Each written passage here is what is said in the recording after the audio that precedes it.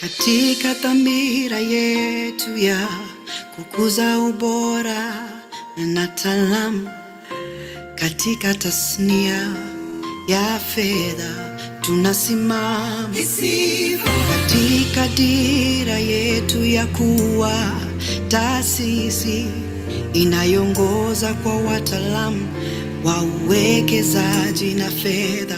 Tunasimama with integrity and competence, innovation and fairness, and accountability.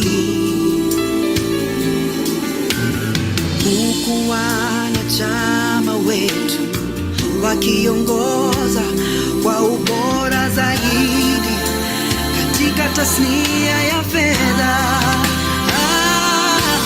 Ni wakati wa sifa kwa wanasifa, to shine. Ni wakati wa sifa kwa wanasifa, we shine, we shine, we shine.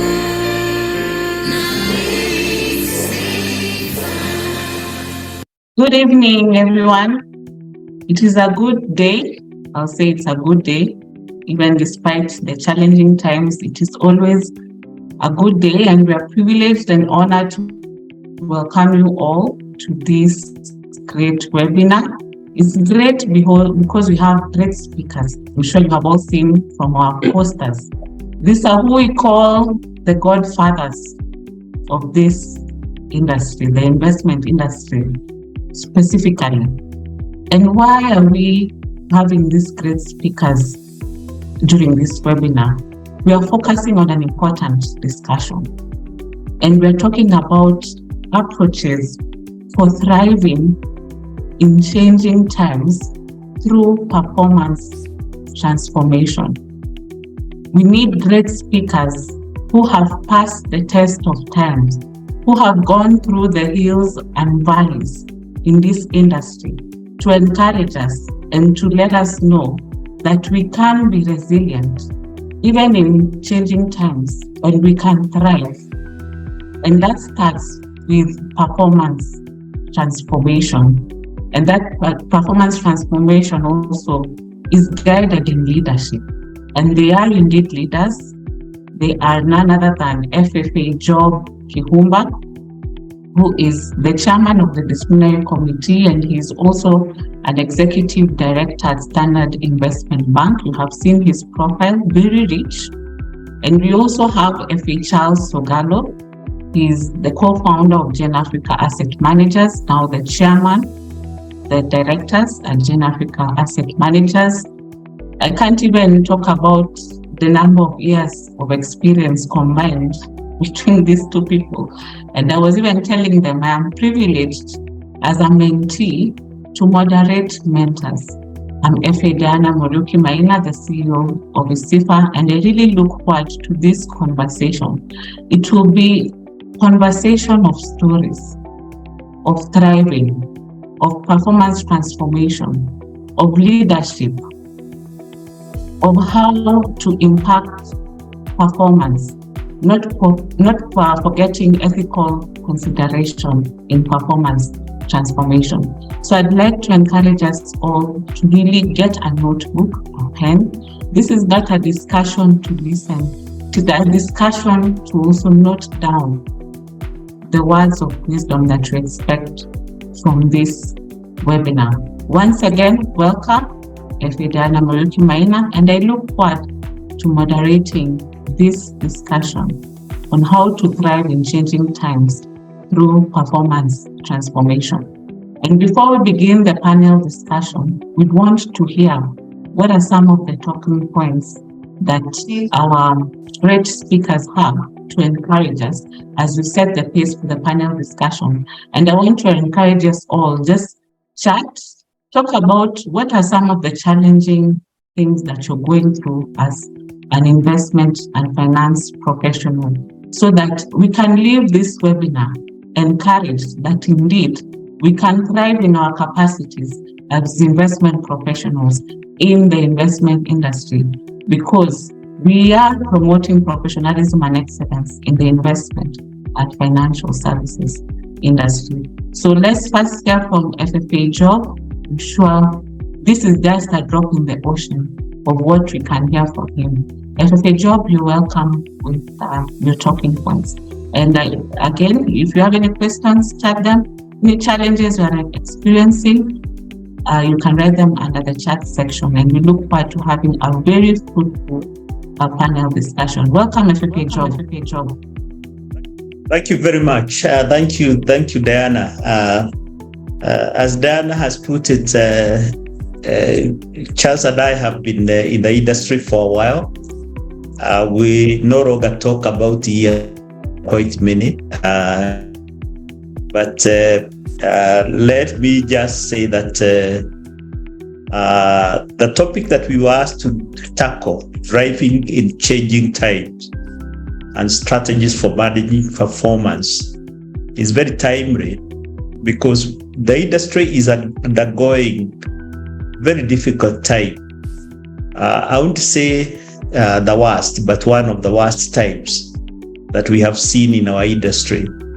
And it is also good to think about how have we survived and thrived.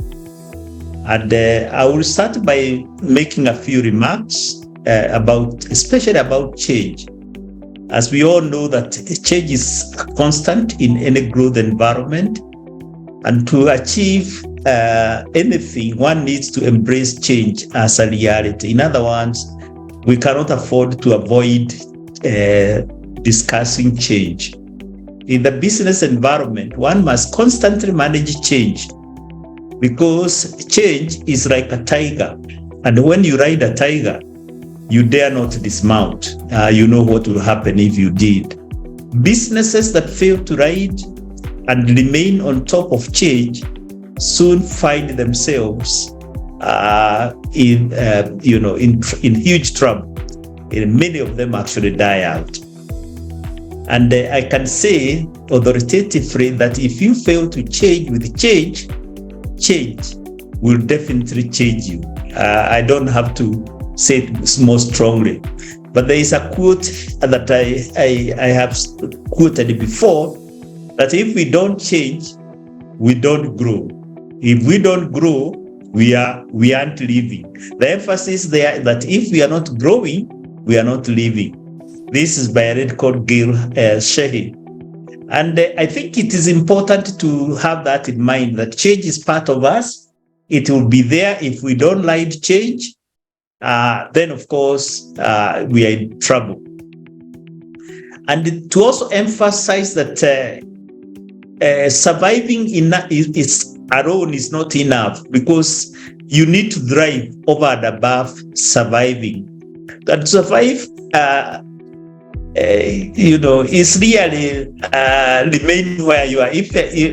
I know we very much like saying, "Oh, I'm surviving," but when you say surviving, you are saying you are stagnant, and stagnation is not a very good thing in business. When you stagnate, the next thing you find yourself is that you are dying. To grow, therefore, one must identify change drivers, and we shall come back to this in a minute, and be able to work with, not against them. So what are the strategies for successful performance? I look at it from three perspectives. One is actually looking outside. What is going on out there? Do you know your business environment? A lot of businesses find themselves in trouble because they don't know their business environment.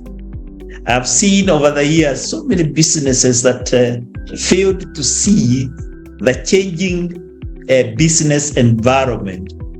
In the 80s and even early 90s, we had huge collapses of commercial banking in Kenya. And the reason is that they failed to perceive that the times were changing.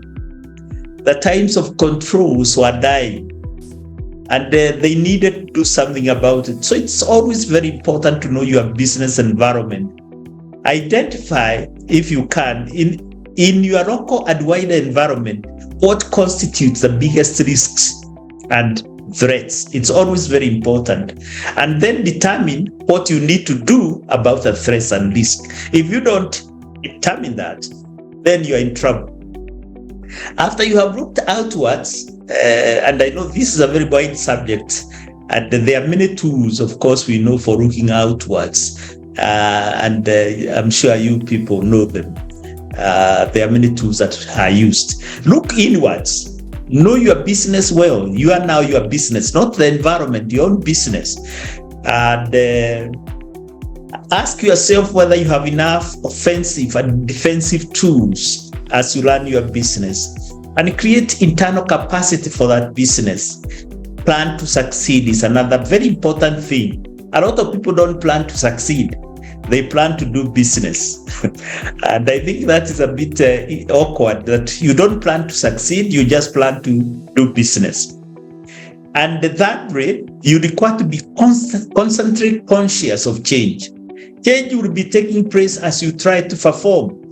In fact, you cannot not perform outside change. Then understand change and take remedial action where it is necessary. Now let's see how you write this tiger code, change. The first thing is to ready your resources. Get your resources ready. Employ your resources effectively. Get going and hold tight. This is important, and many people actually fail to, even as they are going, they are not holding tight, so that when there is some weed, they are thrown about, or they are actually blown away. And when you are riding, occasionally look back, learn from your failures and successes. In fact, failure is one of the best teachers. If you don't look back to see where have I failed, you are likely to continue making the errors which will bring you down. But also learn from your successes, and learn, very important, from others. Not just in your locality. Throw your eyes right through the globe and see how others are doing. Learn from them, improve and innovate. In fact, one of the key things about change is that if you see somebody succeeding, he is innovating to accommodate change. Actually, change, you can only overcome change or light change if you are innovating. If you are not innovating, unfortunately, you'll be left behind. Now, continuing on this is that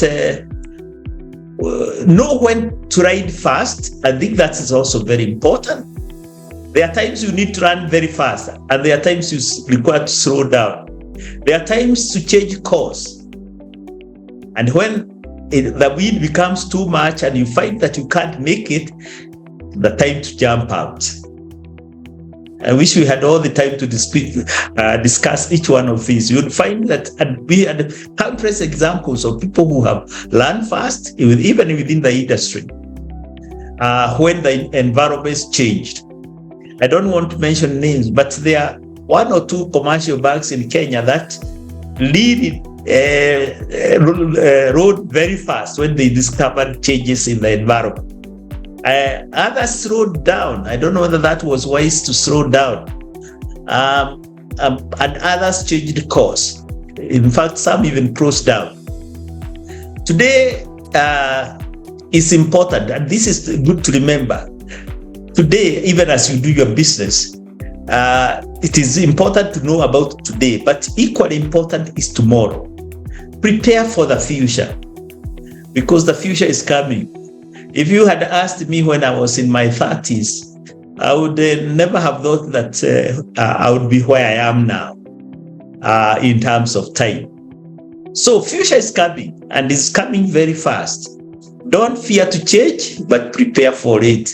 By understanding it, that is understanding change, planning for it, and intelligently running with it, ensuring that your plans are internalized by all concerned. Business usually involves more than one person.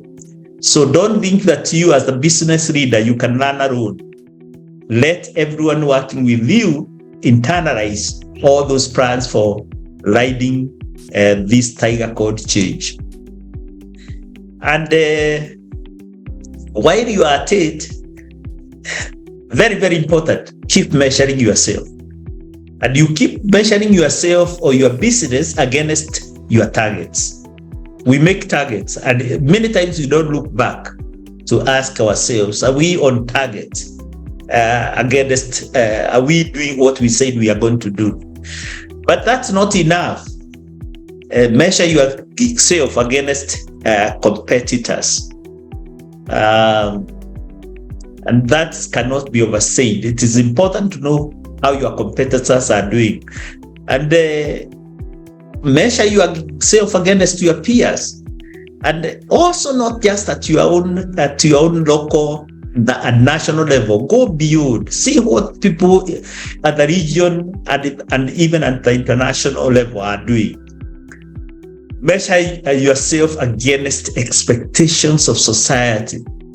This is an interesting an area of interest to especially people who talk about governance. Social expectations, social parameters that are set by society for business to thrive. Look at them. These days we talk about ESGs. Don't be left behind about this. And also look at regulations. Measure yourself against what you are regulated. The financial sector is heavily regulated, one of the most heavily regulated sector anywhere. And regulations, if you are not measuring yourself against what regulations expect, you will be in trouble. And then ask yourself, am I riding change or am I in sin? And finally, when change calls, don't ignore it. Answer. Now, there are some key contemporary drivers of change, and these drivers of change keep changing from generation to generation. But there are some which are fairly standard across generations. But in the last 50 years, some of the technological some of the biggest change drivers are in technology. One of the things that is happening today, we for a long time we were talking about IT, but now IT has become very specialized, and you require to think through it. A few days ago, I was talking with one of our sons who is in the area of technology, and he was trying to explain to us, me and the mom, about AI and what we should be looking at. AI is artificial intelligence and its implications for the future. And I can tell you, things are big, if I may use those words. One requires to be really on the alert to survive in the next few years. What you call compute, the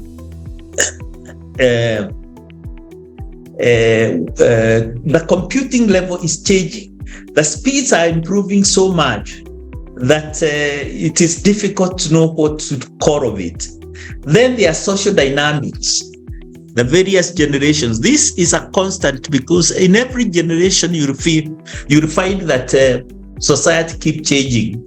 But today things are changing even faster, especially because of the interactions at the global level.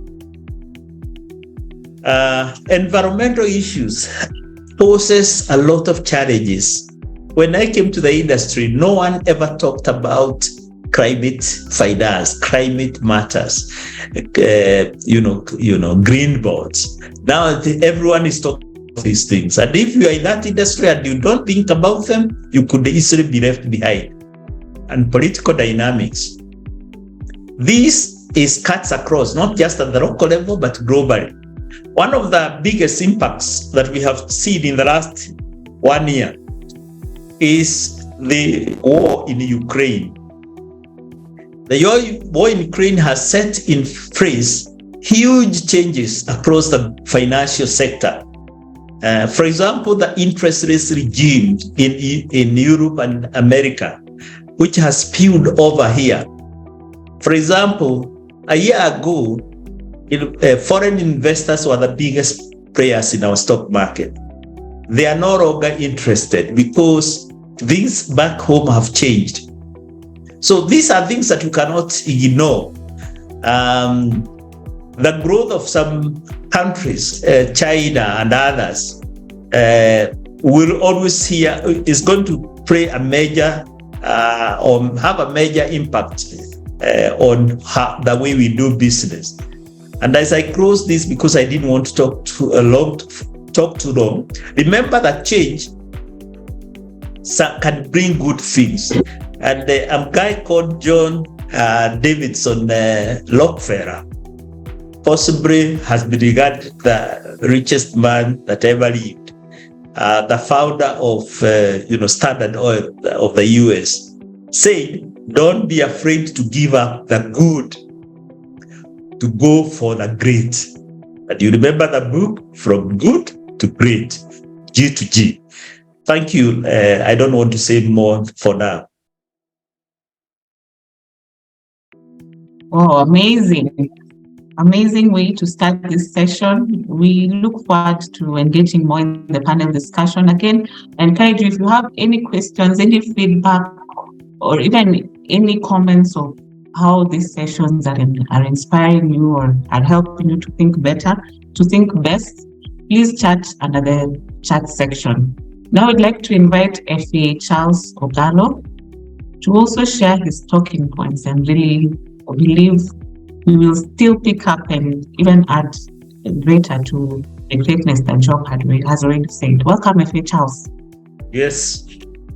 Yes. Good evening, members.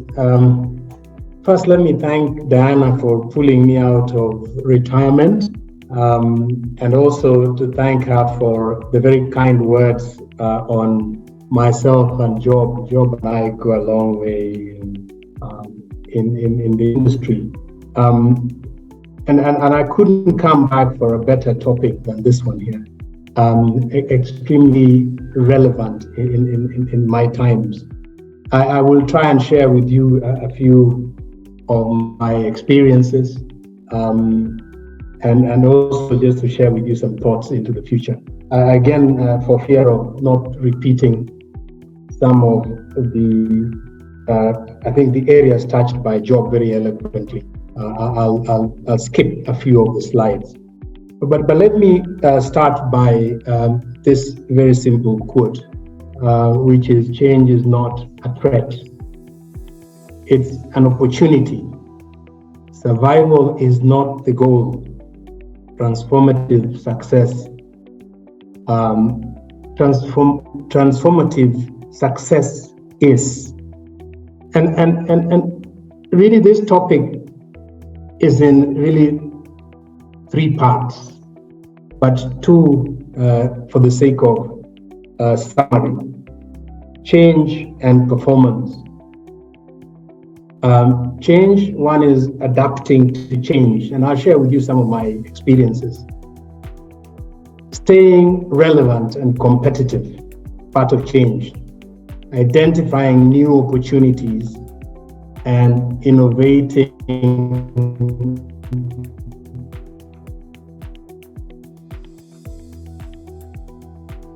involved customers. And this cuts across all industries, but more pertinently in our industry.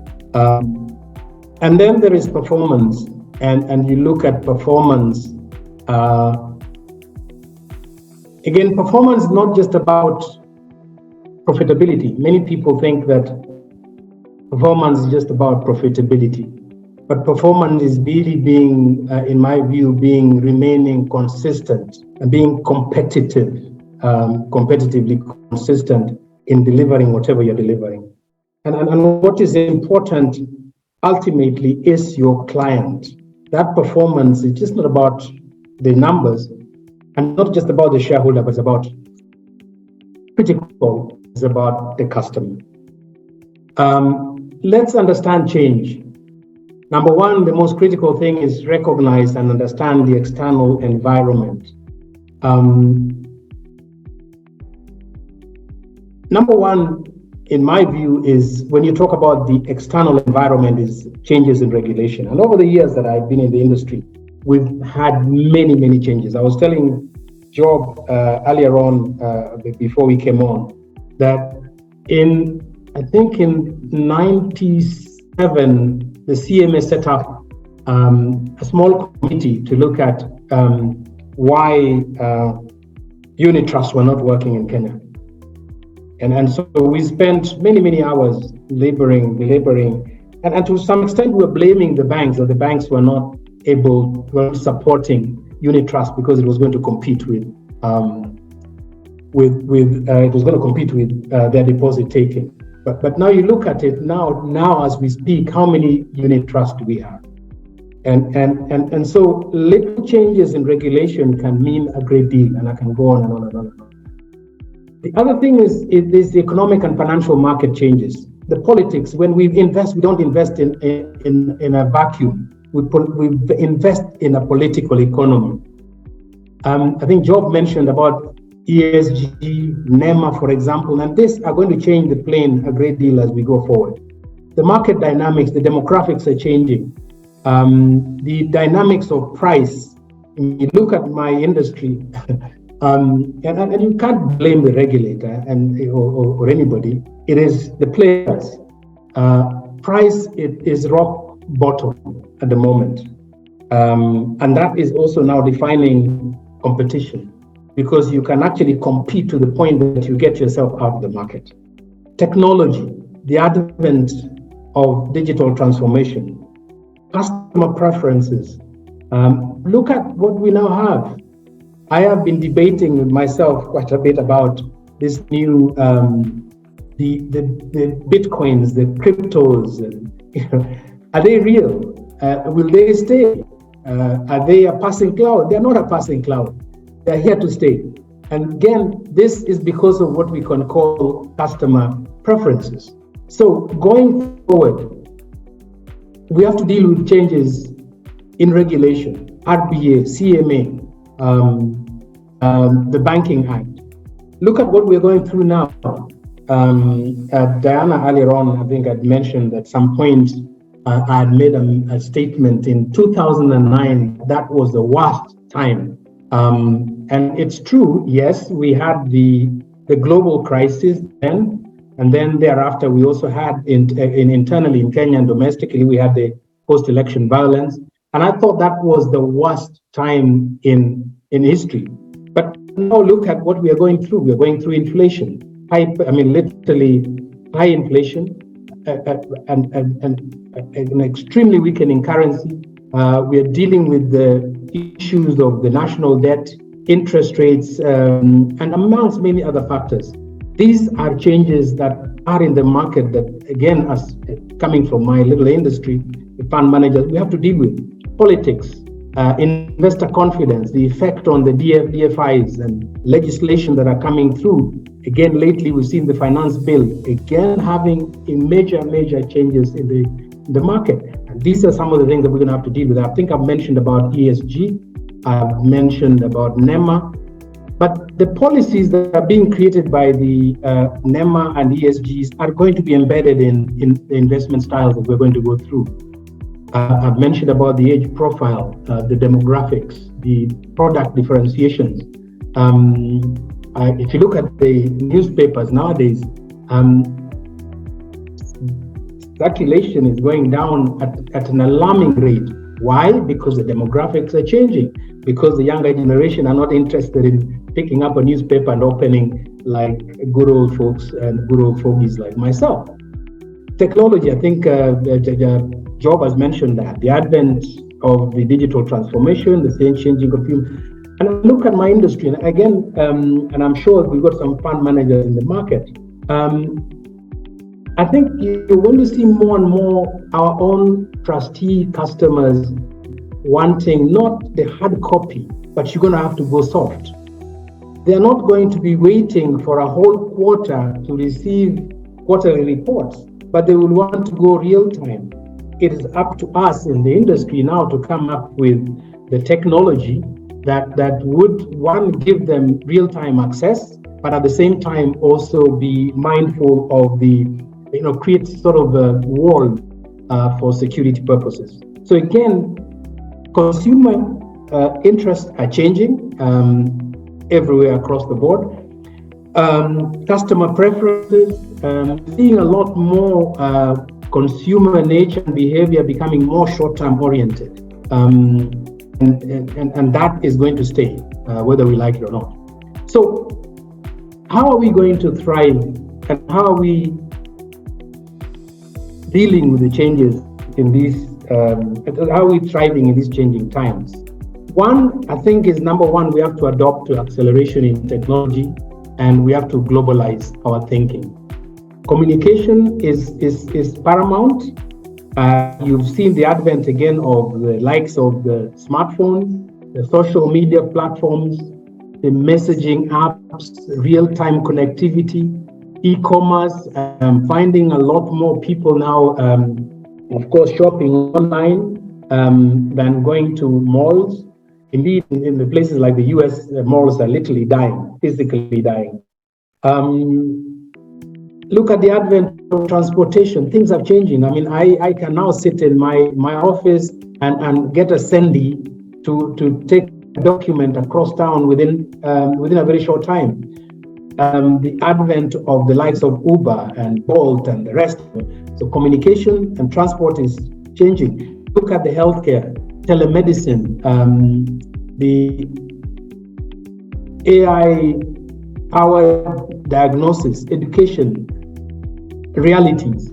So how are we going to deal with them? One, I think, is there's got to be some, we must have a growth mindset. Companies must grow. And again, I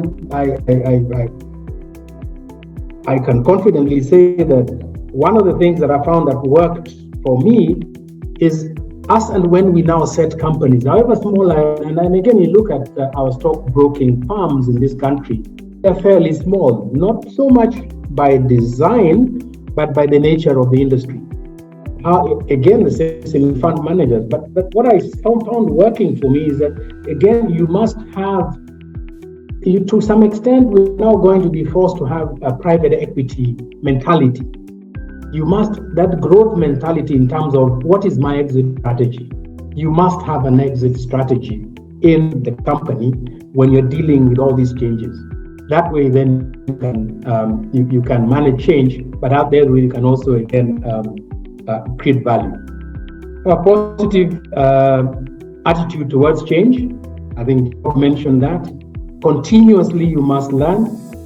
You must foster agility, ability to adopt quickly and effectively in change, and you must cultivate resilience. Let me tell you, I saw 5 years after we founded Genesis, 5 years, we were making losses. At some point, we were not sleeping, 5 years of making losses. But what we then needed really was resilience. We stayed in there, we hung in there. So you must be able to hang in there. Resilience is very important. How do you then manage performance? And I start with an overview, but for me, the greatest thing, and which must come back a great deal, it was there before, is what they call typical company called R&D, the research and development. To me, everything now must underpinned by research going forward, because there's so many things, there's so many changes that you must be compelled at all times to be ahead of the game. So one is that you must operate within the strategy, must have a strategy. Many companies still operate without like even a 5-year, even a 3-year strategy, but have a very clear strategy. Set clear and measurable goals, regularly performance feedback, develop skills and competencies, continuously identify and test, but critical, develop capacity within your around you. I'll share with you my own little testimony. At some point, I found myself, I was just leading the business. But at some point, I found myself surrounded by 7 CFAs at Genesis Gen Africa. I mean, these are bright, brilliant people. Should I have hired them? No. I mean, I provided something they totally could not provide. That was leadership. But I think I enjoyed, and the company enjoyed, their skills, which I didn't have. And therefore, you must recognize them, you must develop them, and you must support them. Communication is very important. Foster communication and collaboration, be transparent about information sharing, promote a lot of teamwork amongst your people, and that is key. Teamwork. Drive a culture. Let the organization have a culture. But also align, particularly your team, align their interests to that of the organization. You, of course, create diversity. But let me tell you, one of the things is, which I found that worked, in aligning the interests of the team, there are little things that you must do. One is that you must reward people very well. Again, through bonuses, through levels of remuneration. Where you can, create an ESOP. Where you can, create an EBT, where every member of the team becomes part of the sharing of the values and the objectives of the industry.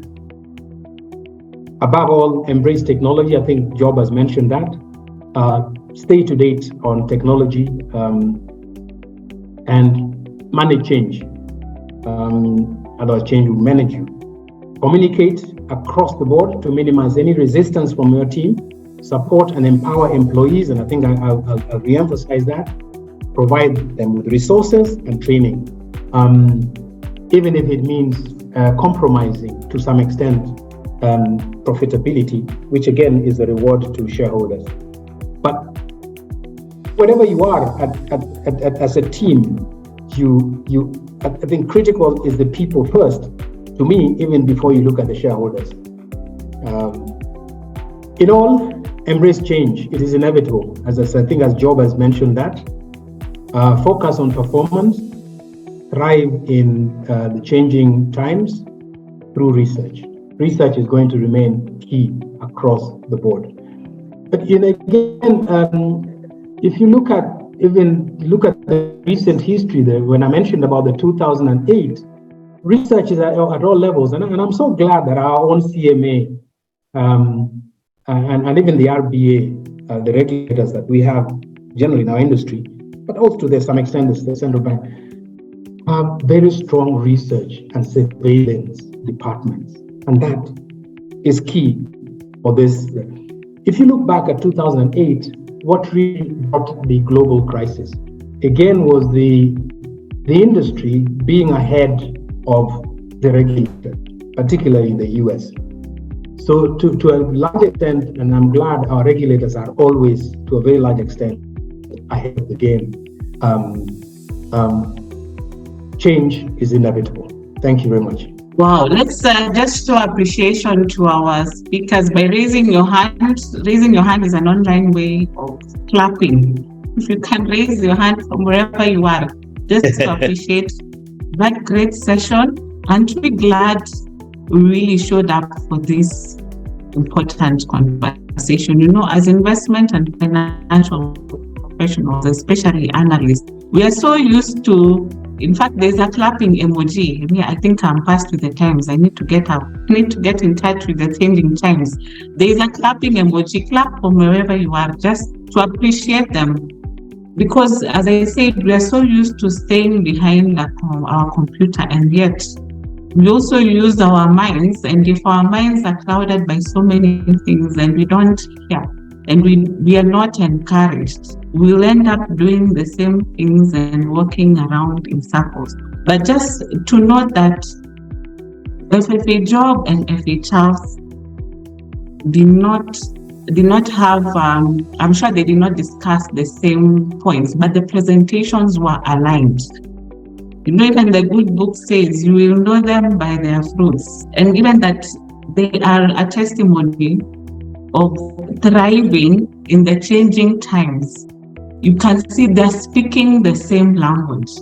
Because when Job told us about don't plan to succeed, plan to succeed, don't plan to do business. Charles was also saying performance is about consistency and competitiveness, not only about the numbers. So they're telling us something. As investment and finance professionals, we focus so much on the P&Ls, financial statements, and yet we forget about the focus is the goals. The focus is success in being the best at what we are doing. And that way we are able to go through the changing times and be able to be resilient. I like what Job said, that where there is wind, you might get thrown about or even thrown away. And maybe we are in that situation where we are feeling our business is not growing given the tough economic times. We have to be resilient, otherwise we will be thrown about or thrown away. So it's indeed a great time to be in this discussion, and I encourage us, if you have anything to say, what has even been your take home from those two talking points? They have shared with us just a snippet of what they have experienced. And we can allow one person to just speak and say, what has been your take home? We change this from webinar to meeting so that we can get to see one another, even virtually, to get to discuss and to share insights, and also take advantage of this time. It's not in ordinary circumstances that you will get FFA Job and FFA Charles in the same platform. So let's take this as a mentorship opportunity to just learn. Who would like to say something? Walter, you would like to say something, Walter Luganiki? Yes, I would say that what I've learned is that we need to embrace change instead of resisting it. And then we also need to embrace technology for us to be able to manage change effectively. We must also work with regulators to see what they can accommodate in the process of managing change. We must also look at the times, look at other third parties, not just looking at the singular option of the business or that particular client. We need to look wider than that. And we must now also appreciate that we must put in some effort for us to succeed in that change management process. That's what I would say. Okay, fantastic. Thanks a lot, Walter, for sharing those insights. And I can see FA Catherine Carita, our Vice Chair, is also in the house. I'm sure she'd want to say something just to appreciate that so that you can move on. I'm giving time for Pool One to type the chat their questions so that we now proceed to our panel discussion. FA Catherine? Thank you. Thank you very much, FA Diana.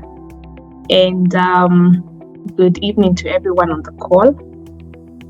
Personally, I was just calling in, dialing in today to listen to this topic, especially when I saw who's on the panel. I was very excited to hear what FFA Job and FA Charles together will have to say on this. So mine is just to look forward to the session. It hasn't started, I know I joined a bit late, and also just to also hear what the questions and other participants' views are on this thriving in changing times to performance transformation. So yeah, looking forward to it. And I thank our panelists for being able to give us this topic today. Thank you. Okay, thanks a lot, FA Catherine, for that, our Vice Chair. Maybe we can now move on to our discussion, and I'd want this to be more of a storytelling, to hear stories from FFA Job and FFA Charles. I'm sure in your many years of experience, you have gone through the ups and the downs, but I know the tough times are the ones that we need more encouragement. Maybe starting with FFA Job, you can share with us what has been the toughest time in your career as a leader, and how did you help the organization to thrive through that tough time, and what attributed to that thriving? FFA Job. Thank you very much, and even the comments, and thank you very much, Charles, for the insightful presentation. Now, you have asked one of the, there have been very, very tough times, so I don't know which one, but I will just pick one of the oldest. One of them, if you can. We said we want to listen and learn. We're here to listen, and all of them, if you can. I joined the NFC, Nairobi Securities Exchange, as the CEO in 1989, and towards the end of 89, so at the start of 99. And that time, CMA had not been created. I go back that. I was fortunate enough to have worked with the creators of CMA. There was a committee called the Capital Markets Development Advisory Committee. And in my previous employment, I assisted the third committee in its deliberations. So fast forward, 91, the Capital Markets Authority was created and started working. And then at that time, I was already the CEO of the Nairobi Securities Exchange. And imagine that we had 6 stockbrokers who made up the market, which they had controlled since 1954. And we went through a very interesting time when CMA came. The CEO of CMA at the time called me and said, Joe, this cartel, he actually called this cartel or club, whatever word he used, we want to break it. And they were my employers. Now, that was very interesting because obviously I had to defend them. At the same time, I saw the need for change. I knew that if we didn't grow the number of market players, the market would not grow. In the interim, I had already had opportunities to travel and see other markets, London Stock Exchange, Copenhagen Stock Exchange, Hong Kong Stock Exchange. By that time, I already had opportunity to see these markets and how they operated. Even near home, I had already gone immediately South Africa opened up at Johannesburg. So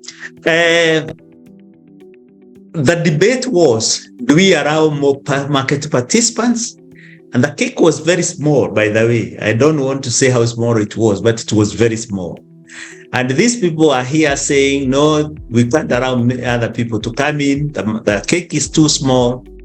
And I now got caught in between. I had to persuade them that we have to support CMA in its endeavor to increase the number of market participants. And that was a very interesting time. Anyway, I went through it. And by 1994, we had started bringing in other market participants, other stockbrokers. And by 95, we had grown the numbers to over 20 stockbrokers. But then that was the beginning of the problems, because some of those who came, some of them were not up to the task, and they started collapsing. And some of them were collapsing with people's money. I remember one of them, who was, I don't want to mention names, one of the first stockbrokers to go under. He had collected money from investors, because after that opening, there was a lot of activity. In fact, in 1994, the NSE was,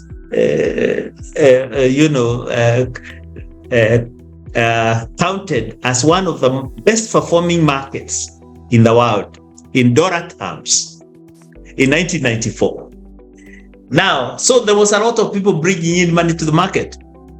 And one of the stockbrokers had received money, and I don't know where he was taking the money. So one morning he closed our offices and I think disappeared somewhere. I don't know where he disappeared. And there were people coming to my office wanting to know where they can get him. And obviously we looked in CMA and we were looking all over for the principal person. And finally we found him somewhere in Kakamega enjoying himself. So those challenges came, and that was a story about the beginnings. So for now, if I'll wait for another question.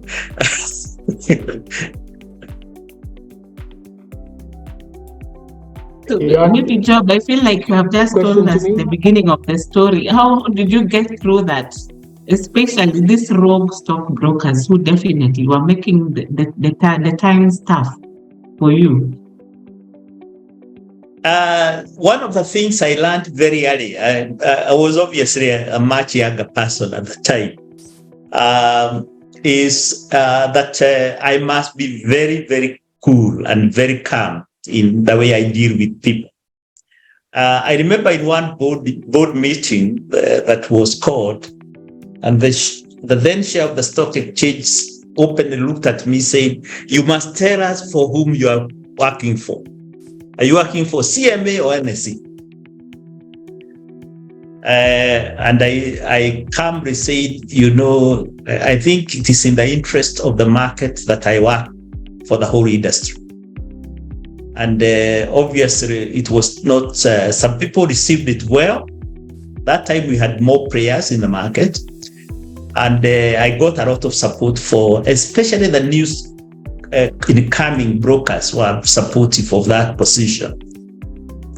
The other thing that I learned very early in my career in the stock market is to keep away from trying to play alone directly myself. So before I joined the market, I had bought a few shares here and there. But after that, I stopped buying any shares because I said I don't want to be seen take sides. And I have kept to that principle up to this time. And I always say, if I have to invest, let me look for investments outside. The reason is that I never wanted to get conflicted in any decision that I had to make. And I have maintained that, and I think it has worked well for me. So in that, most of the decisions throughout the time, and I was the CEO of the Nairobi Securities Exchange for nearly 10 years, I was never accused at any one time of being conflicted in any way in the decisions I made. Obviously, some of the some of the experiences I went were interesting. Like, for example, when stockbrokers were, as it were, fighting over business. And, sometimes it got very nasty. And they ended up in my office. CMA, by that time, although it had been created, was not very active in terms of dealing with those kind of matters as it does today. So if there were problems, they were brought to me, and I tried to resolve them in the wisdom that God gave me at the time. And somehow we managed. And, I would go ahead a bit towards the end. In 1999, I had already served 3 contracts as the CEO of the Nairobi Stock Securities Exchange. And some brokers felt that I should continue. Others felt, no, let's keep to the contractual terms of 3 years times 3. And I had already served the 3. After that, of course, they were reduced to 2. The CEOs that came after me had 2 terms of 3 years. But it became very controversial, and even the media could not accept that they would be changed. It became very big debate. By the way, I was looking at the press cuttings not too long ago in my file, and there was very interesting debate. Why was I going at that young age? Anyway, here I am, still in the industry.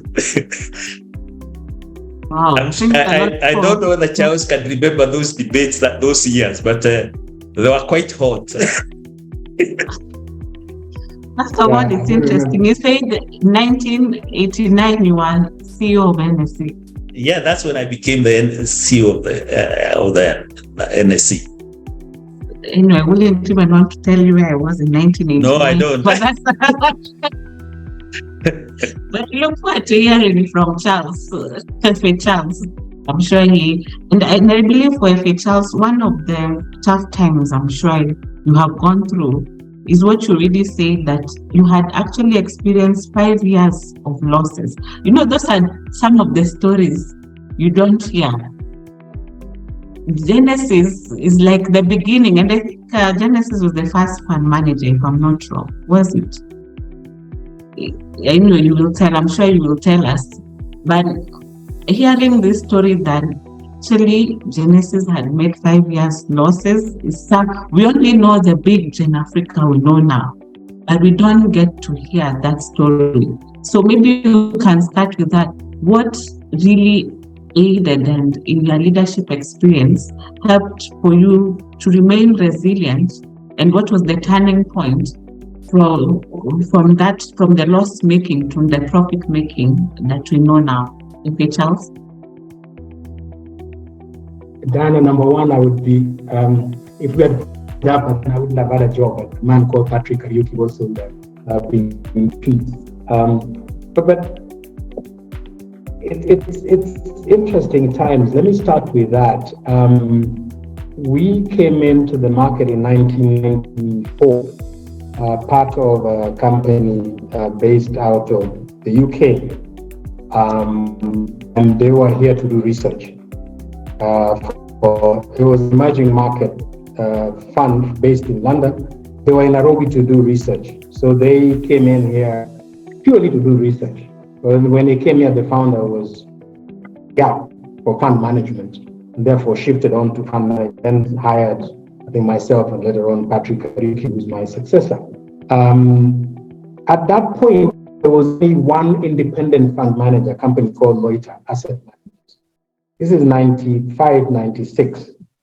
The others were banks. Mainly, the biggest one was called SCI, Standard Chartered Investment Management, and then later on Barclays Trust. But fast forward, so we started this business and we couldn't get a client because all the clients were with Barclays Trust at the time. And but we set up a very unique system in terms of processes. Getting clients was literally impossible because we were not known, we were small. This thing was dominated by banks. And after 4 years, when we were just about to break in, one of our new competitors decided to buy us out. But then we resisted, said, we would not allow them to buy us. But to cut the story short, we did 5 years without any profitability. But resilience comes in is that the principals then were willing to stand by us because we had a story and something to bring into the market, something that was totally different, this model. And the rest, perhaps one can say history, but it was in a harrowing 5 years. But to start with, really what part of my experience that I wanted to share with you, I think earlier on I mentioned that at some point I had 7 CFAs around the company. It's about building a team. It's part of that change. In 1995, there was only one CFA in Kenya who worked for Genesis. May his soul rest in peace. A gentleman called Anthony Nzuya. So you can think about it. In East Africa, there was only one CFA in '96 when we set up. So building a team was my first priority, was build a team to drive the business. And it was not easy with the market that was so thin in terms of expertise. So over the years, we brought them in and we trained some from within. And we just empowered people to study. We paid for their fees, their CFA fees. And again, the rest is history. So it was good. So internally, was the first thing is, and again, I share with people, is the first thing is build a team. Build a good team that can work, a team that is committed, a team that is aligned to the business. That's number one. Externally, some of the greatest challenges that we went through and I went through one is the client expectations. So you're starting off with a pensions industry was in shambles. We worked very hard to come up with the act, which then brought a lot of semblance of regulation in the industry. But we're dealing with clients that did not have a clue about investments. Indeed, I always laugh, and I kept one client in Africa, which I visited all the time. And this is a church based somewhere in a place called Nyangori in Western Kenya. Because each time I went there, they prayed for me. And nobody else prays for me. But then they prayed and they made sure that all that mattered to them was they prayed for me so that their money is safe. Not about performance, it doesn't matter how the money is performing. But so long as the money was safe, they're fine. And I got the blessings all the time. So number one was client expectations. And that is improving day and night. I think thanks to the RBA, thanks to CMA, a lot more education. At that point, there was absolutely, trustees didn't know anything. But now you're now dealing with very efficient trustees, and the expectations are going to get tougher and even worse. So that's an experience I went through. The other thing of those, as you grew the business and time, and then we did time, was now delivering performance. Because the more we trained them, the wiser they got, and the more they expected us to deliver now performance. Critical. But also, we went through changes in the market. I went through a market where I saw a company called Unga. Unga literally crashed and now is back on his feet. I saw Uchumi, and we invested in Uchumi. I saw Mumias, and I saw Lonro. Maybe many of you may never have done a company called Lonro. But, you went through tough times that Job is talking about, where it's a market that is real. And the market is that you will always find some people that will crash and that people will stay. The question is, when we talk about delivering consistency, is the ability for you as a company to go to research and be able to invest in those companies that will stand the test of time. That is critical. I'll give you an example. Was one time when Uchumi was about crashing. We were actually invested heavily in Uchumi. But we went to a meeting, and again, a multinational. And one of they actually sell toothpaste to Uchumi, but they haven't been paid by Uchumi for 6 months. And when we went and we were presenting and telling people, actually, put your money in Uchumi, they looked at us and said, you must be a bunch of idiots. That company is crashing. Yet we had invested heavily in Uchumi ourselves across the board. They then warned us, told us to pull out of Uchumi for us. We went, we started doing research, we found out it's true, Uchumi was crashing. And we then pulled out all our client assets out of Uchumi, except one client that became very difficult. We went back to them again and said, we must pull out. Eventually they agreed to pull out 2 weeks before Uchumi collapsed. CMA then did a survey and found out that we had actually pulled out a big chunk out of Uchumi 2 weeks before the collapse. But what saved us is that when we went to recommend for the clients to pull out of Uchumi, the client had actually put in their minutes that we had recommended to pull out of the tree. But otherwise, we were going to be hit by the CMA for insider information. So, and I also lived through the bank failures. The most painful thing is that, you got a billion shillings of clients' assets in a bank. You walk out of a board meeting or a boardroom, and one of my colleagues is saying, "Hey, Imperial Bank has collapsed," and you look at her and you're about to cry because you got billion shillings of the client's money stuck in Imperial Bank and in Chase. Great times, but again, very painful as a fund manager, because there's, really clients don't hire you to lose money. They hire you to lose money, but very painful. And again, with at some point going to arbitration or having lost clients' money to a bank was very painful. And particularly people who believed in you, and now they're sitting across the table from you in a court that you have lost their money.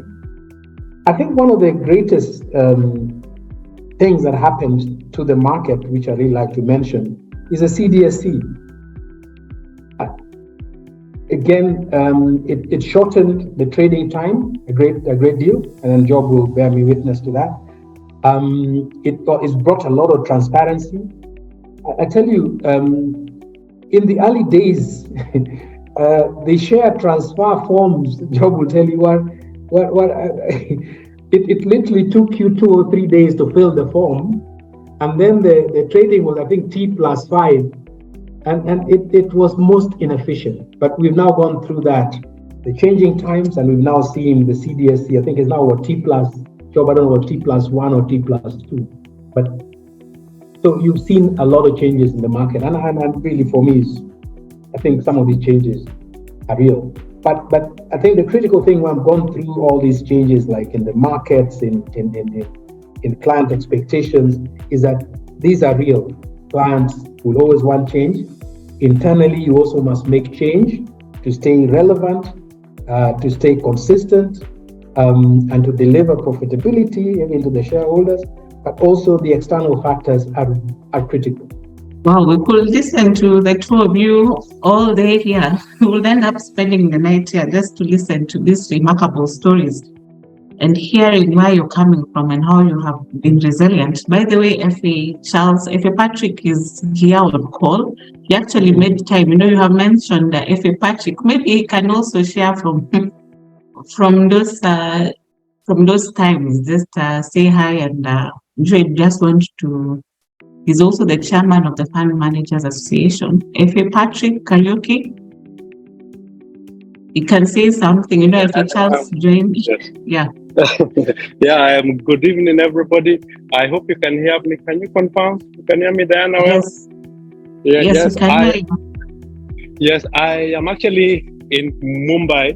We are with the NSC delegation and CDSC and CASIB, just looking at their capital markets and seeing what they have done right, where they could have done better so that we can improve our capital markets here in Kenya. Yes, and I'd just like to echo what Charles has said. I think he has got very many more war stories. I think what Charles had said is that whenever things were down, it had been that ability to look at the long term and also to be able to cheer up and pick up stuff. So I would just like to say, just gain as much as you can from him. He's got a fountain of wisdom. Thank you. And I'd also like to acknowledge Job. Job has been a stalwart of our capital markets for years and still continues to be with us. Thank you very much, Job. Thank you. Thank you. Thank you, Patrick, for the kind words. Well, thank you, Patrick. And you see, technology is good. Changing times. Patrick, all the way from Mumbai, can be able to join us in this call. The ICIFA said that we will stay with our normal physical events. You can see what would have happened to us. We would have just been caught off guard, and yet change will change us. That's what FFA Job said. And thank you for your comments, Rosemary Njogu, who's saying that this conversation is good, encouraging. We are getting empowered. And I think what is coming out clearly, and or rather what is speaking to you, is that both of you have been able to manage stakeholders. You have been able to manage. That has been one of the key things that has caused you to be resilient, because there's actually a quote that says, people buy from who they trust. So by that experience of managing stakeholders is because you have managed to build trust of your stakeholders. Job has talked about how he was able to respond to the board on saying whether he's for CMA or NSC, but he was able to manage by his cool demeanor. If those who know FFA Job, you can call him in any tough situation and FFA Job will not see it as a big deal. That cool and calmness, I believe, is one of the characteristics that have been able to guide him. FA Charles has talked about also, there's also that who come, being able to manage from building the trust to the people who are the investors, or rather who believed in their vision. He has talked about it. And, FA Charles, I believe I know the pension scheme you are talking about, that you go for prayers. Because I've been to that same meeting and I remember you saying that same thing, that actually it's just fun, but being FA Charles, you'd expect you're just focusing on the billions, but you actually travel all the way for the prayers. And I remember you saying that, which even before we started this conversation, there's something the two of you said that was similar. FA Charles said that it has been by God's grace. You are well by God's grace. FFA Job talked about, I thank God. So truly, there must be also some spiritual aspect. Maybe you can share. We know this other side of what we see, but I'm sure there's also that guiding principle in spiritual sense that has guided you. Maybe you can share. If it is about the faith, it's good to talk about it, because that's something that I also noted from your conversation. Maybe we can start with the Job. Thank you very much, Diana. Unlike today, when a lot of young people seems to have a lot of choice in what to do with their time. When we were younger, many of us spent quite a lot of time in church, and look, in hindsight, it was not wasted time. We learned a lot of wisdom and learned humility, which only comes from you acknowledging that there's somebody higher than you. Through it all, my experience is that by reflecting on a higher powers or God, reflecting on God and His ability, has been a major help as I met various challenges. Let me tell you that, and I'm happy that Patrick is in Mumbai. Digressing a bit, I was in Mumbai in 1995, and I left there with a lot of knowledge about how Indian market was working. And not too long after that, there was a crash associated with the Asian financial crisis of 1997. And maybe Patrick, you'd want to know somebody who was called Patel. By that time, he was the biggest stockbroker in Mumbai. That time it was called Bombay Stock Exchange. And he crashed with a lot of investors' money. The people used to call him the bull of Bobby. He was really a bull. But coming back on issues of humility, one of the things that I learned is that people that did not, when they made money, and I've seen people making a lot of money in the stock market and also losing a lot of money in the stock market. When people made money, they tend to build some arrogance about themselves. The net results, after only a short time, it doesn't normally take long before it catches up with them. The arrogance of wealth obviously catches up with people very quickly, and they can then drop very far. I remember one young man, and I will not name names because I'm sure it will not be useful. He had just received a lot of money to invest on behalf of NSSF. And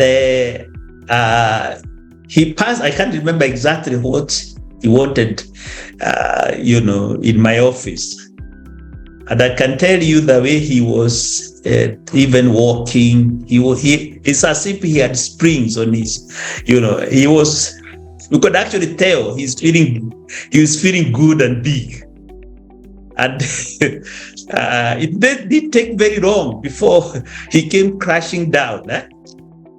So it is always good to be humble before your creator, before God. And it is always important to appreciate that life is, I'm sorry to use those words because I saw them in the media today. Life, it was saying power or money is transient.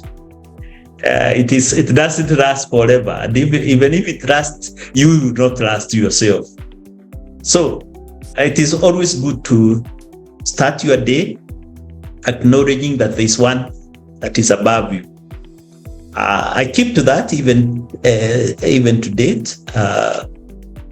Even when I come in the office, even if I don't say a long prayer, I always tell God, I commit this office into your hands today.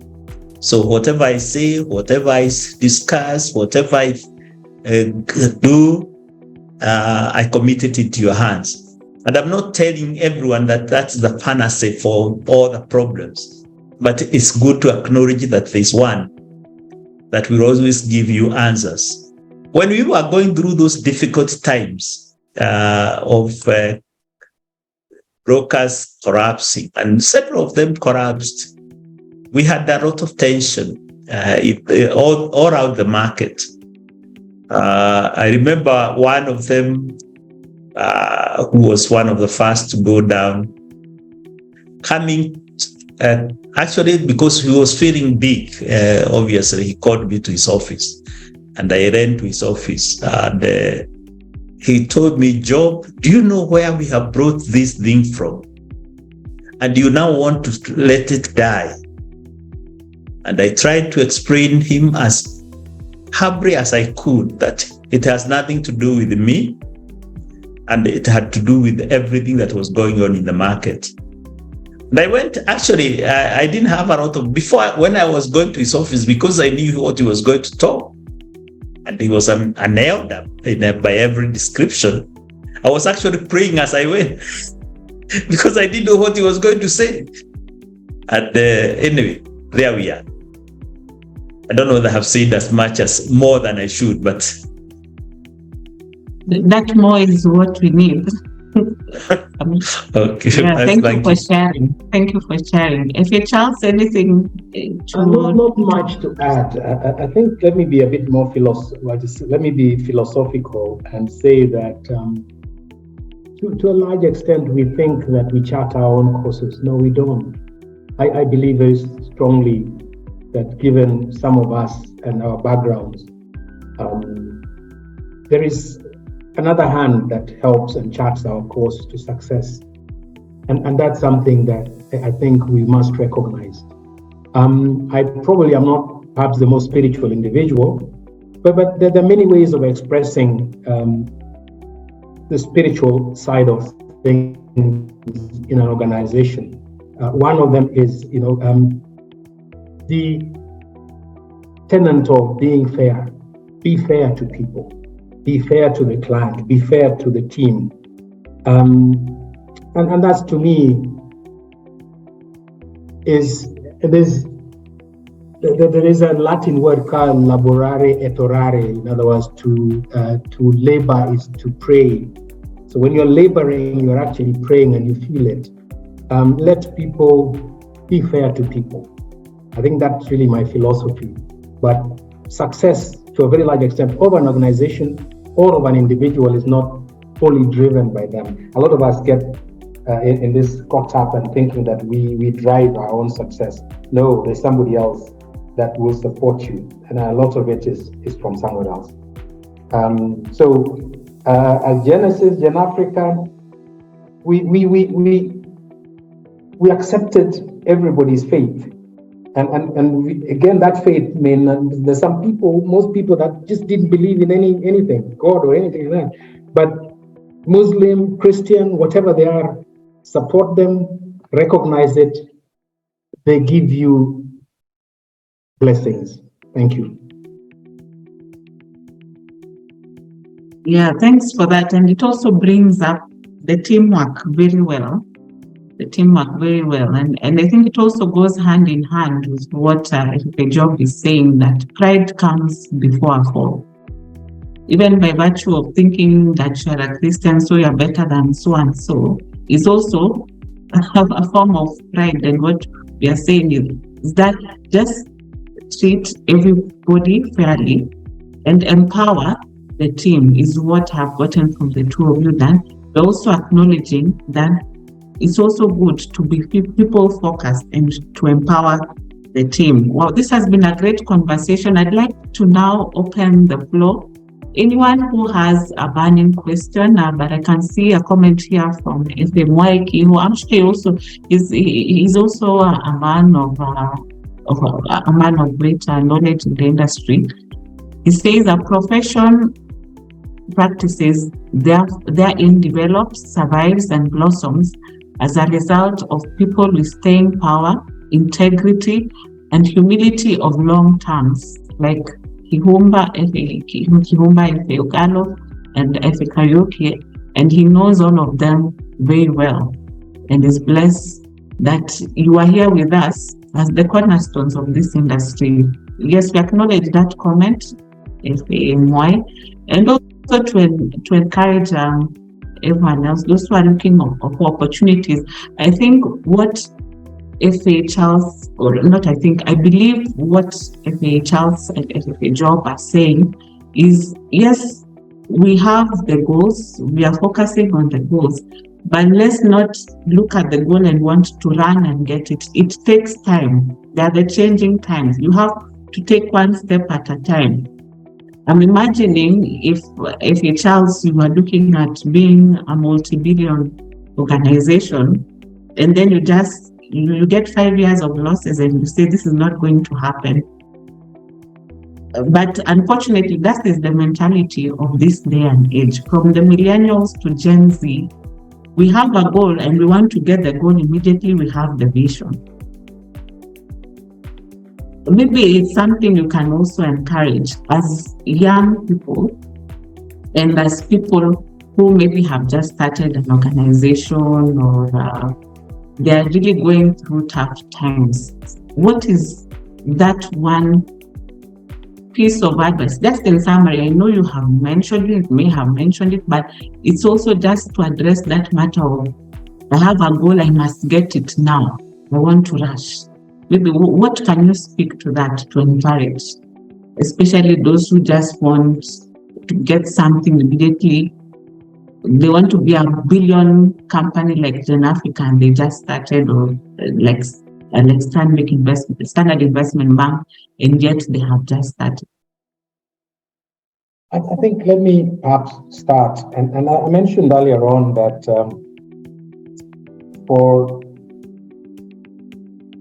really, in my view, two things. One is that you have You must have a long-term strategy. Time is always on your side if you're young. Okay, if you're young, time is always on your side, and then both growing yourself and growing a business, time is important. You will need time to be consistent, to be persistent, and pursue a very clear strategy. Set your objectives very clear, set your strategy very, very clear, and you will achieve it. Time is on your side when you're young. So again, that generation, I think the biggest, and Diana, you're right, they're in a hurry.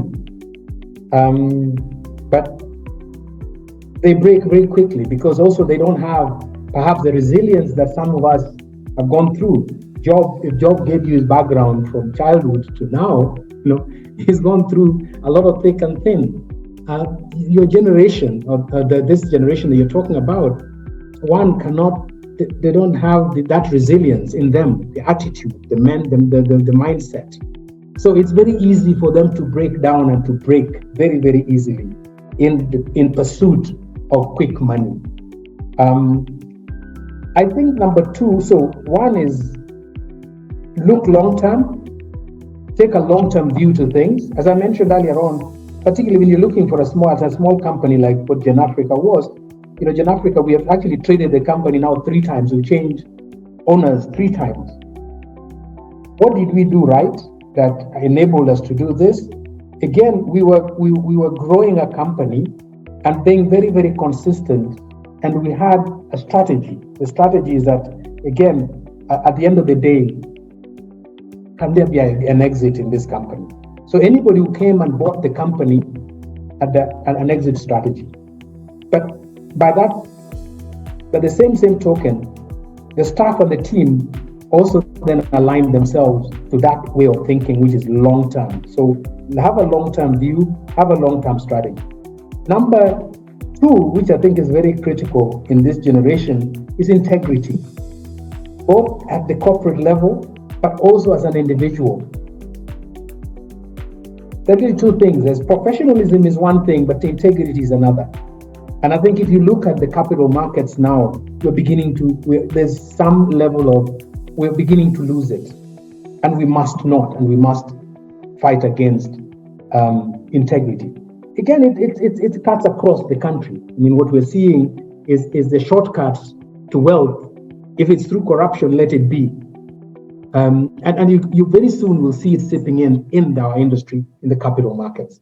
And that's one thing that we must guard against. Integrity is very, very important.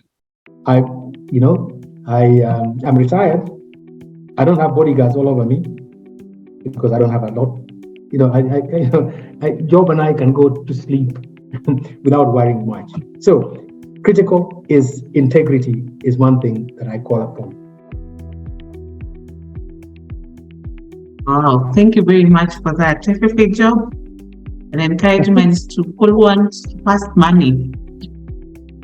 Yeah, one of the things I can say is that goals are very important for if you are young. It's very important to have your goals, and it's also very important to know that if you work without a strategy to achieve goals, you'll not be able to go far. Charles has covered that fairly well, even when he was speaking earlier on. But I can tell you that there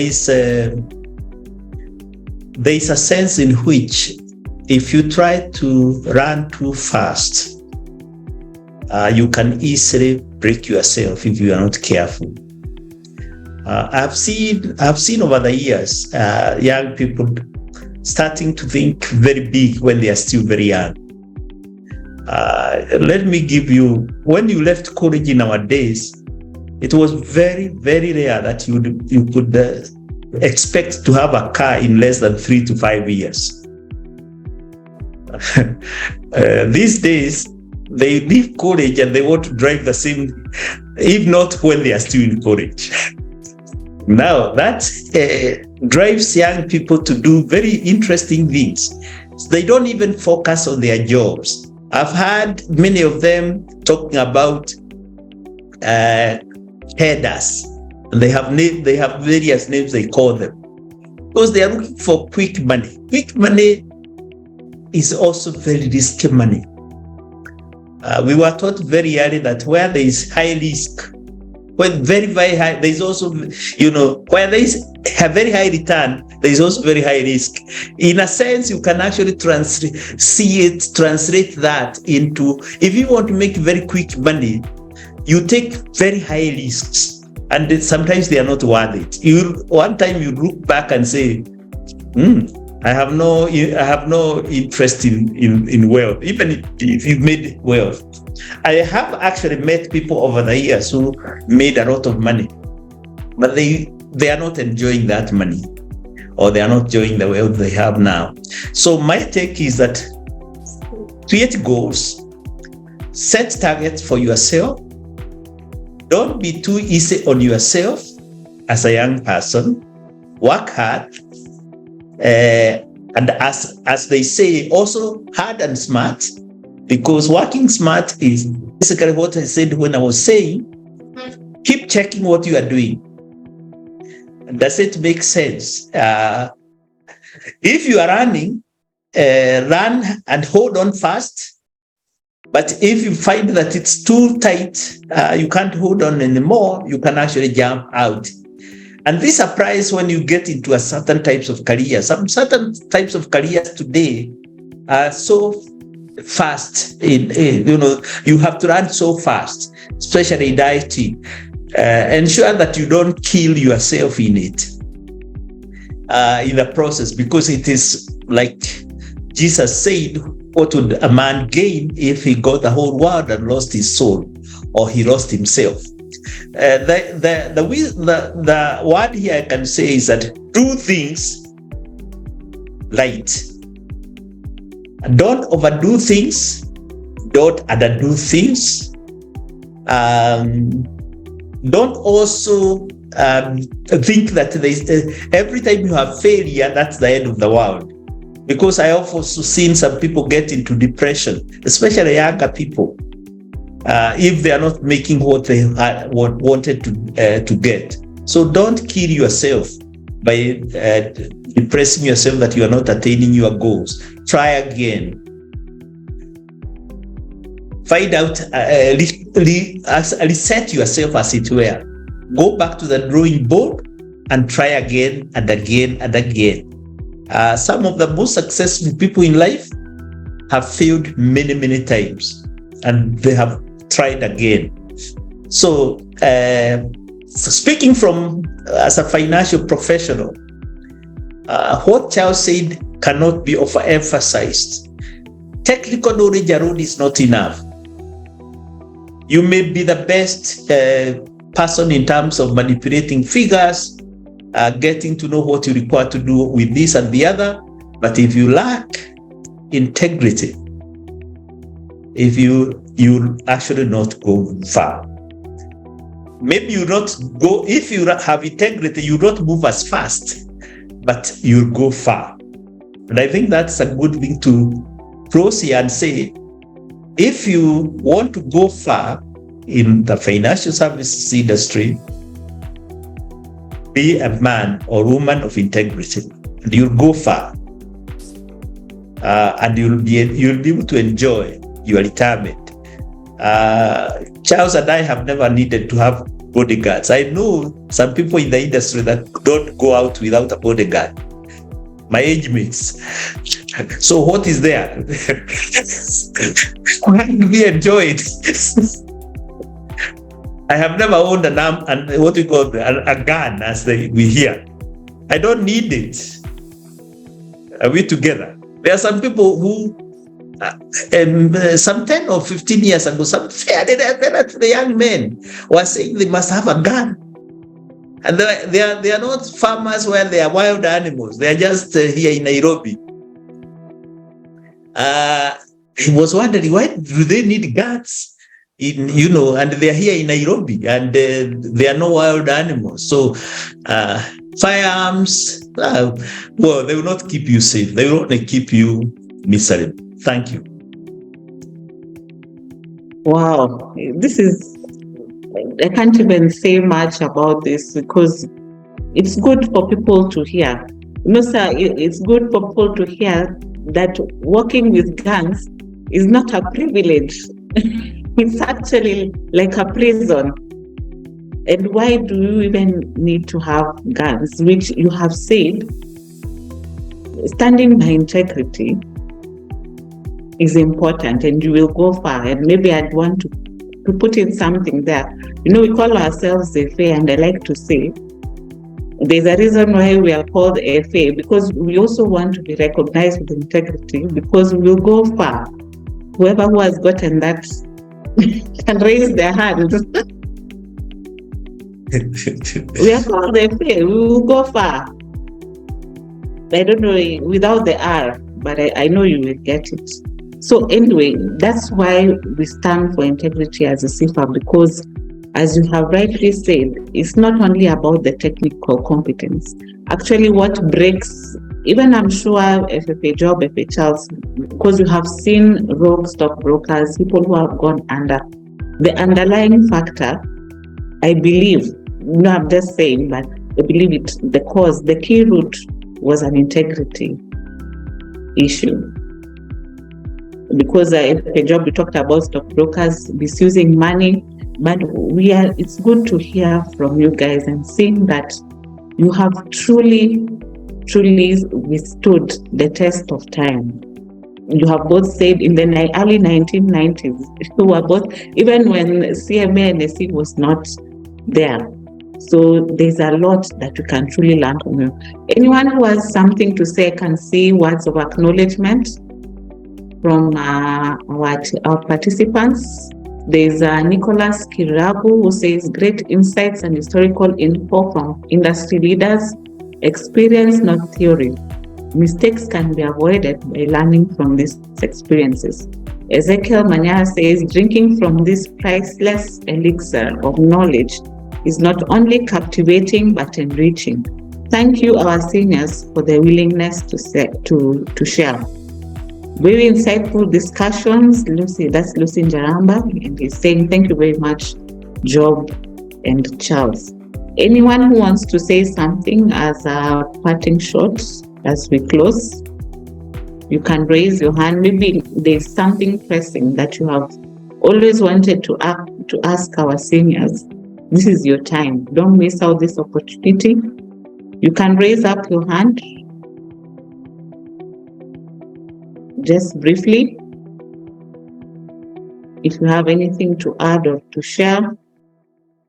But I think the message is home. Maybe you have said a lot and you have learned from it, and I'm sure you have so much to share. As a parting shot in line with today's webinar, you can let us know what would you want us to really take home, because we have had so many things. What is that one thing you wouldn't want us to forget based on your experience in the industry to enable us to thrive in changing times through performance transformation? You can start with FA Charles. Let me close with a quote from a man called Peter Drucker. And the quote is, the greatest danger in times of turbulence is not the turbulence itself, but to act with yesterday's logic.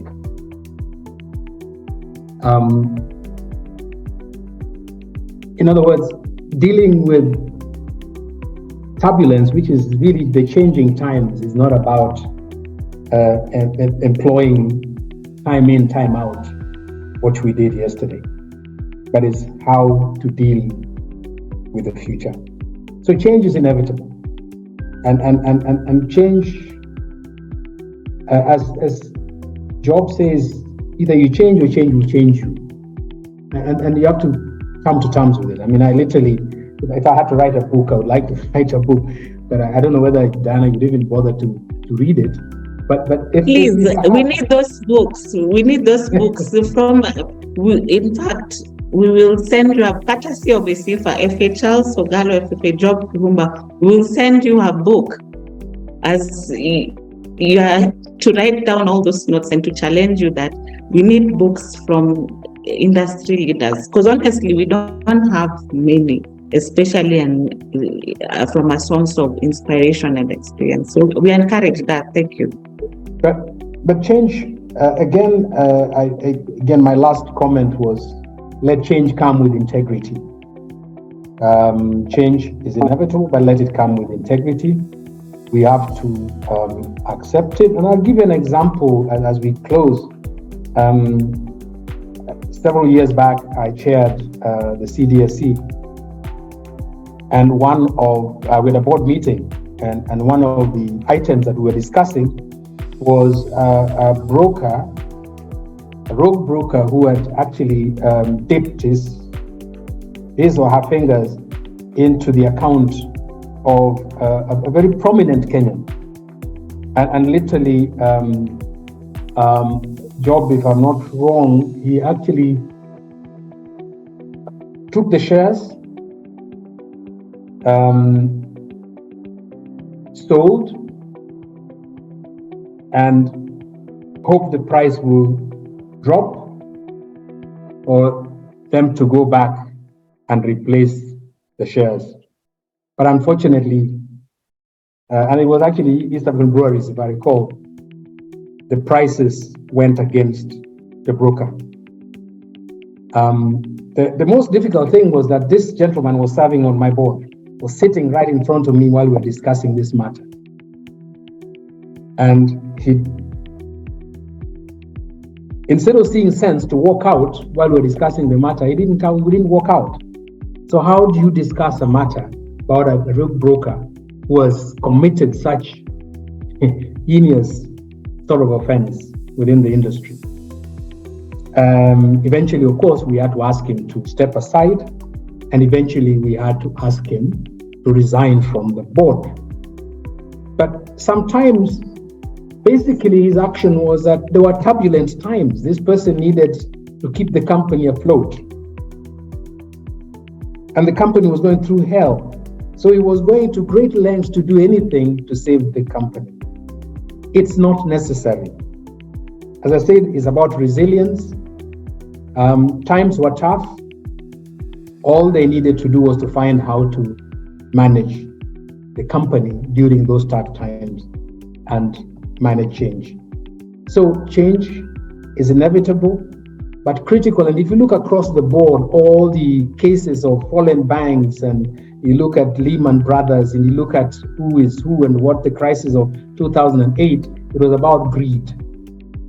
It really was, the crisis was precipitated by greed amongst us. So change is inevitable, but do not manage it with greed. Let there be sense of integrity in managing change. Thank you very much. And I thank everybody else who's attending.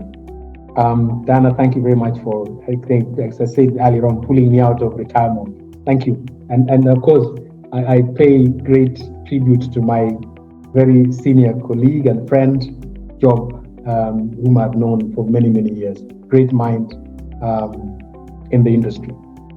Thank you. Thank you very much, Charles. Truly. And by book, I meant a notebook. We will send to jot down all those points, because we will buy it. In fact, to highly promote together with FFA Job's book. FFA Job, that in short. I just want to say a few words. Just to warn the people in our sector. I heard very many years back that, and it was said by a very prominent stockbroker, I don't know whether it was original from himself, that markets are run by fear and greed. But I would advise younger participants in the market to not to allow fear or greed to be their guiding beacons as they do go through the market. My prayer and hope is that you will acquire knowledge and skills to run your job, get the best qualifications you can get anywhere, apply that knowledge, those skills, be persons of integrity, that has been said by Charles. Importantly, be patient with yourself, be patient with others, and if you do all those, if you combine all that, integrity, respect, patience with yourself and others, do not be guided by fear or greed, and I'm sure that is understood, there is a very good chance you'll live a comfortable life.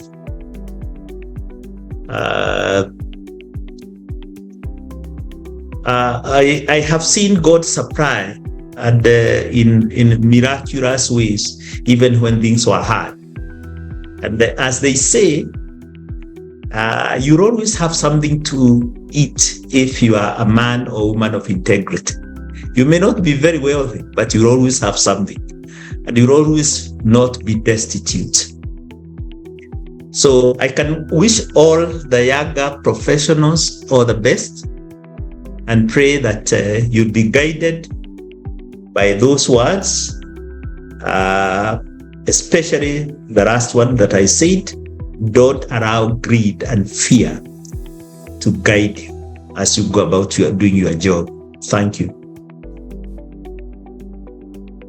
Wow, wasn't that a great session?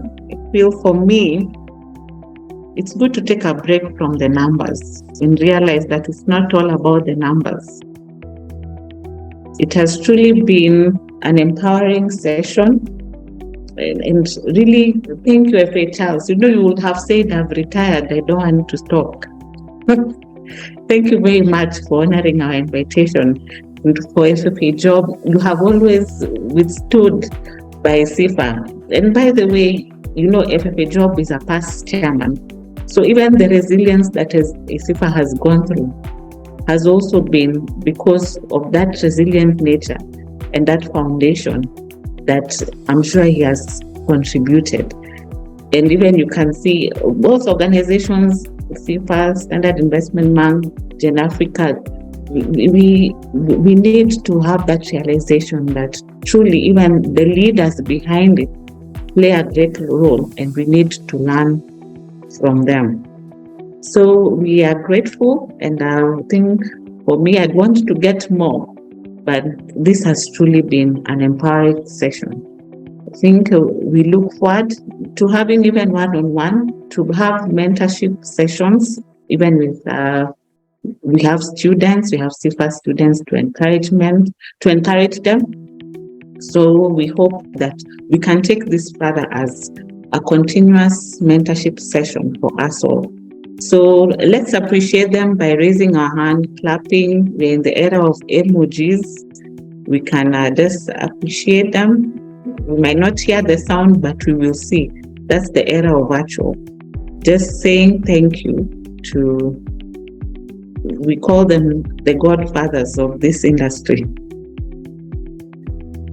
Thank you very much, and God bless you all. Have a good night. Good night. Thank you. Thank you.